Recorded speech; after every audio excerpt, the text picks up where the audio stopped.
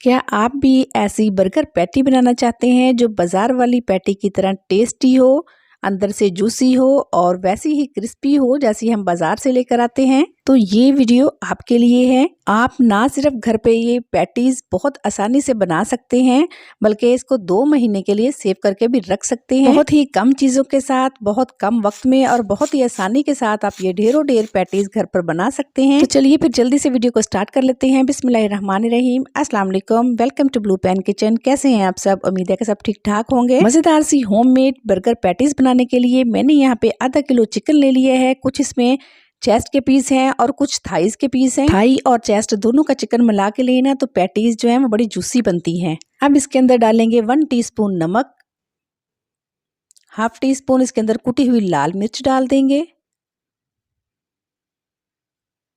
Half tea spoon ही काली मिर्च का powder, गरम मसाला पाउडर डालेंगे हाफ टी स्पून। और अगर आप बाजार वाली पैटीज वाला फ्लेवर चाहते हैं ना तो इसके अंदर 1 टेबल स्पून भर के हम चिकन पाउडर का डाल देंगे, ये लाजमी जाएगा। और 1 टीस्पून इसके अंदर डालेंगे गार्लिक पाउडर। गार्लिक पाउडर नहीं है तो फ्रेश गार्लिक भी ले सकते हैं, लेकिन बेहतरीन टेस्ट के लिए आपको गार्लिक पाउडर ही यूज करना होगा। 4 टेबल स्पून सोया सॉस डाल देंगे और 1 टेबल स्पून इसके अंदर जाएगा सिरका। सिरके से जो है चिकन वो अंदर से जूसी और टेंडर बनेगा। तमाम स्पाइसेस डालने के बाद एक तरफा से मिक्स कर लेंगे अच्छी तरह, ताकि स्पाइसेस जो है अच्छी तरह से चिकन के ऊपर चिपक जाएं।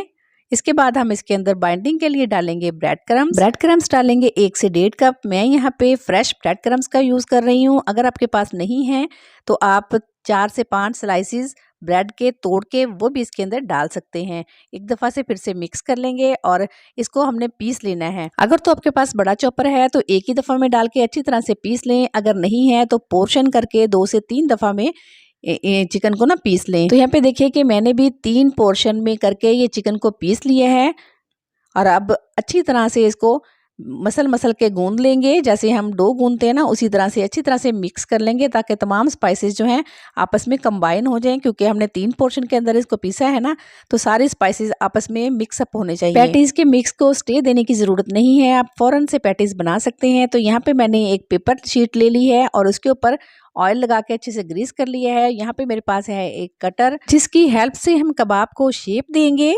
और एक ले लिए है मैंने स्पून, बड़े वाला जो सर्विंग स्पून होता है ना वो लिया है, ताकि उसी से हम पैटीज का जो मिक्स है ना वो उठाएं और हमारी तमाम पैटीज एक जैसी बनकर तैयार हों। तो आपके पास अगर ये ना हो तो आप किसी भी जार का ढक्कन ले सकते हैं, और अगर वो भी नहीं लेना चाहते तो हाथ से ही आप इसको पैटीज को शेप दे सकते हैं। जैसे हम कबाब और टिक्की को शेप देते हैं ना, सेम वैसे ही। तो ये देखिए माशाल्लाह से एक बनकर तैयार हो गई है, आप देख सकते हैं। और इसकी थिकनेस भी आप देख सकते हैं। बहुत ही ज़बरदस्त ये पैटीज़ बनती हैं, अंदर से जूसी होती हैं, बहुत ही मज़ेदार और टेस्टी होती हैं। तो इसी तरह मैं सारी पैटीज़ बना लूँगी। वीडियोज़ देखते देखते अगर आप यहाँ तक पहुँच गए हैं तो प्लीज़ लाइक कर दीजिए और एक प्यारा सा कमेंट भी कर दीजिए। अगर आपको पसंद नहीं आई तो आप डिसलाइक भी कर सकते हैं, लेकिन कमेंट में बताया ज़रूर करें कि आपको अच्छी लगी रेसिपी या बुरी लगी। जो भी राय हो आप ज़रूर इजहार किया करें। आपकी राय हमारे लिए बहुत ही मायने रखती है, क्योंकि एक वीडियो के पीछे हमारी बहुत ही मेहनत लगती है। तो इसलिए प्लीज़ आप ज़रूर बताया करें। तो यहाँ पे सारी पैटीज़ मैंने तैयार कर ली हैं। अब इसकी कोटिंग की बारी आती है। तो यहाँ पे मैंने ले लिए हैं 2 अदद अंडे और इसके अंदर डालेंगे 3 से 4 टेबल स्पून दूध। और अंडों को और दूध को अच्छी तरह से हमने मिक्स कर लेना है, फेंट लेना है अंडे और दूध को, ताकि ये आपस में यकजान हो जाएं। बहुत अच्छी तरह से फेंटेंगे ना तो इनके ऊपर झाग सी आ जाएगी और ये फ्लफी से हो जाएंगे। इस तरह कोटिंग करने में बड़ी आसानी हो जाती है। तो ये देखिए मैंने अच्छी तरह से स्मूथ कर लिया है इसको। अंडों को हम साइड पे रखेंगे। तो यहाँ पे मेरे पास है मैदा, सिंपल मैदा लिया है, इसके अंदर कुछ भी ऐड नहीं किया। और यहाँ पे ब्रेड क्रम्स हैं जो मैंने अभी अभी ताज़ा ही बनाए हैं। सिंपल ब्रेड को मिक्सी में डाल के इनको पीस लिए है। तो ये हमारे ब्रेड क्रम्स जो हैं बेहतरीन से तैयार हो गए हैं। अब एक पैटी लेंगे, इसको पहले मैदे के अंदर कोटिंग करेंगे इसकी।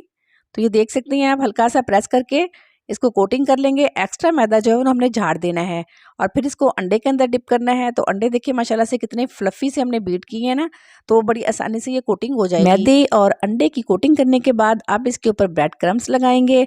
कोशिश करें कि ब्रेड क्रम्स लगाते वक्त खुश्क हाथ यूज़ करें, वरना ब्रेड क्रम्स जो है वो सारे आपके सॉफ्ट हो जाएंगे और फिर अच्छे से लगेंगे नहीं। तो यहाँ पे देख सकते हैं माशाल्लाह से, देखिए कितनी ज़बरदस्त हमारी पैटी बनकर तैयार हुई है। इसी तरह से मैं सारी पैटीज़ जो है वो बना लूँगी।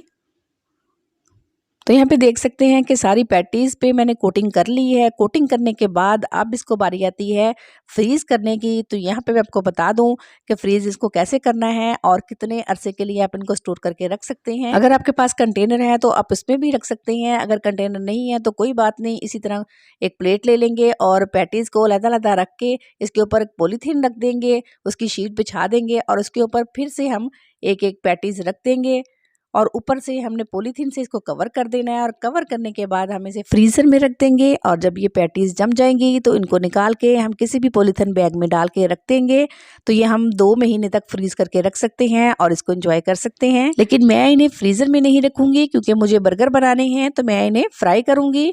तो ऑयल का टेम्परेचर आप यहाँ पे देख सकते हैं, बहुत लो सा ऑयल गरम है और उसके अंदर हम पैटीज डाल देंगे। अगर तेज ऑयल गरम में पैटीज डालेंगे ना तो फौरन से इनके ऊपर कलर आ जाएगा और ये अंदर से कच्ची रह जाएंगी। क्योंकि चिकन जो हमने इस्तेमाल किया है वो कच्चा है, तो लो फ्लेम पे हम इसको ऐसे ही अलटते पलटते हुए खूबसूरत सा गोल्डन कलर आने तक फ्राई करेंगे। तो बहुत ही जूसी, बहुत ही क्रिस्पी और बहुत ही मजे की ये पैटीज बनती हैं। बाजार वाली पैटीज से कई गुना बेहतर बनती हैं। तो इसलिए आप अपने बच्चों को घर में ही बना के दिया करें, क्योंकि बाजार वाली पैटीज काफी कॉस्टली पड़ती हैं और घर में हम थोड़े से चिकन के साथ ढेर सारी पैटीज बना सकते हैं और काफी देर तक हम इनको इस्तेमाल कर सकते हैं। तो देखिए, बातों ही बातों में पैटीज जो हैं बहुत ज़बरदस्त खूबसूरत सी फ्राई हो चुकी हैं। तो आप देख सकते हैं माशाल्लाह से अल्हम्दुलिल्लाह बहुत ही मज़ेदार। और देखिए, थोड़े से चिकन के साथ माशाल्लाह से ये 8 पैटीज बनकर तैयार हुई हैं, जो कि एक वक्त में अगर आपने बर्गर बनाने हो तो आपकी पूरी फैमिली के लिए काफ़ी हैं।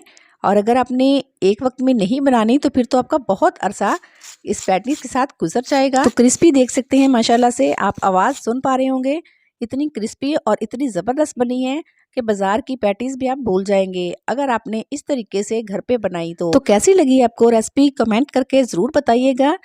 रेसिपी अच्छी लगी तो लाइक कर दीजिएगा और चैनल पे न्यू है तो सब्सक्राइब कर दीजिएगा। मिलती है एक न्यू इन्फॉर्मेटिव वीडियो के साथ, तब तक के लिए अल्लाह हाफिज़।